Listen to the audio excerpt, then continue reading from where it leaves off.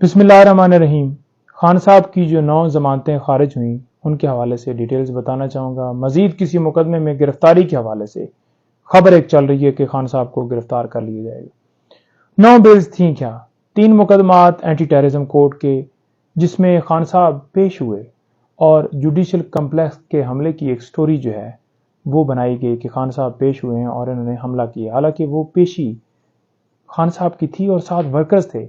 Workers in کے ساتھ اظہار یکجہتی کے لیے آتے تھے اور کوئی حملہ نہیں ہوا، بلکہ پولیس کی طرف سے باقاعدہ طور پر ورکرز کے اوپر تشدد کیا گیا، بجائے یہ کہ خان صاحب کی طرف سے کوئی ایف آئی آر درج ہوتی، ورکر کی طرف سے درج ہوتی، خان صاحب پہ ایف آئی آر دے دی گئی۔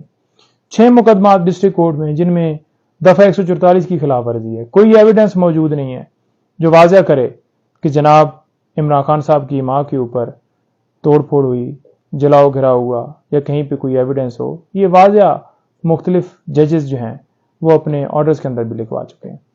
اچھا پھر جی 9 مئی کو خان صاحب کے کہنے کے اوپر یہ ہوا، اس کے اوپر بھی واضح فرق فرید بلوچ صاحب کی ججمنٹ آ چکی ہے جس میں انہوں نے واضح کہا ہے آرڈر کے اندر کہ جناب کوئی شواہد نہیں ملے، کوئی ایسی ایویڈنس نہیں ملی کہ کیسے ایک بندہ جیل کے اندر موجود ہے اور وہ باہر کسی کو پیغام دے رہے یا کسی کو کہے کہ توڑ پھوڑ کرے یا کوئی اس طرح سے۔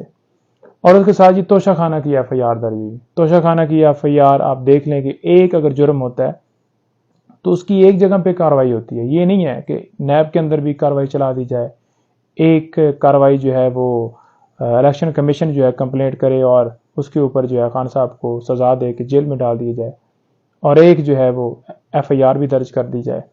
تو لہٰذا یہ ایک وہ کیا کہتے ہیں سیاسی انتقام کا نشانہ بناتے ہوئے یہ سارا کیا گیا۔ انشاءاللہ اس میں ہمیں اوپر بیلز مل جائیں گی۔ نیچے جو بیلز ہماری خارج ہوئیں وہ گراؤنڈز کیا تھے، کس بنیاد جی خان صاحب جو ہیں وہ پیش نہیں ہوئے۔ اب ایک بندہ جیل میں ہے تو وہ کیسے پیش ہو سکتا ہے؟ اس کا طریقہ کار ہے کہ آپ ویڈیو لنک کے ذریعے یا اس کی حاضری لگوا لیں یا پھر آپ اس کو پروڈیوس کر لیں۔ تو یہ تو ہم نے واضح طور پر کورٹ میں کہا، ہماری یہ بات مانی نہیں گئی، لہٰذا ان کی بیلز خارج کر دیں گے۔ انشاءاللہ یہ بیلز بھی بحال ہو جائیں گی اور گرفتاری سے بھی روکا جائے گا۔ قانون کے مطابق ہم استدعا کریں۔ اور دوسرا خان صاحب کا جو توشہ خانہ کا کیس ہے وہ بھی کل اسلام آباد ہائی کورٹ میں فکس ہے۔